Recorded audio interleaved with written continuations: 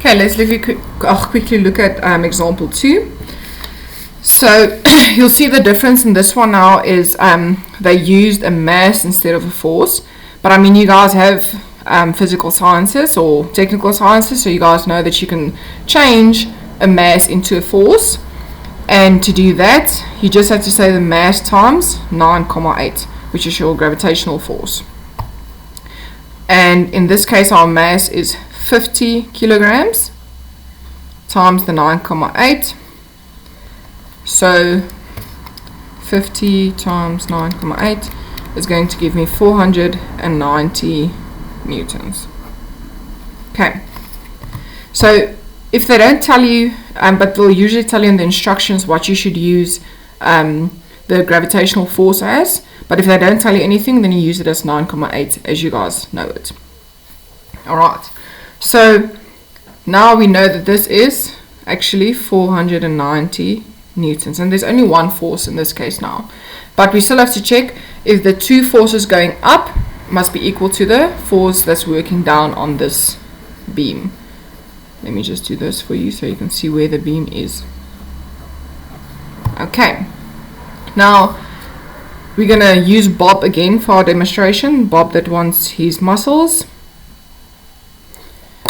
So the right side of Bob is there and the left side of Bob is there. You can start at any point, but I just like to start on the left hand side. So you have to say, take moments about, in this case it's going to be RA. Alright. So which side of Bob is going to go away from the system, where he's going to fall down? It's L. So we say left hand moments equal to right hand moments. Okay, so Bob is connected to his bungee cord. He goes down on the bridge and he has to swing all the way to that side to get a force, which is called RB. And how far did Bob have to go to get to RB? 5 meters. So times 5 meters. Okay, Bob used up RB, so there's nothing left for him, so he stretches too far and his bungee cord snaps. Okay, bye Bob. Equals to the right hand side. Okay, Bob is walking,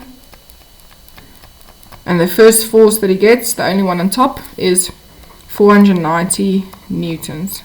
And how far did Bob have to go to get it? 3 meters. Alright, so he used that up. He starts from the beginning again. He walks. He already used that. Walks again. And there's nothing left for him, so he falls down and joins his other side.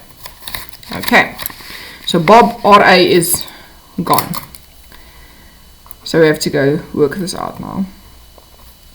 Now 490 times 3 gives me 1470.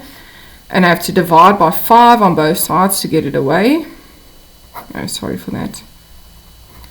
And that divided by 5 gives me RB is equal to 294 newtons. Okay, 294 newtons. Now we used RA to get RB. Now we have to put Bob on top of RB to be able to get RA.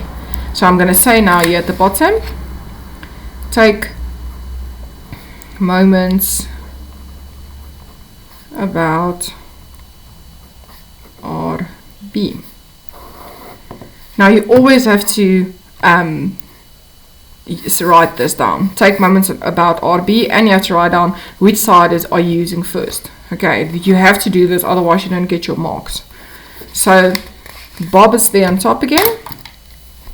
So this side of Bob is right, and this side of Bob is left.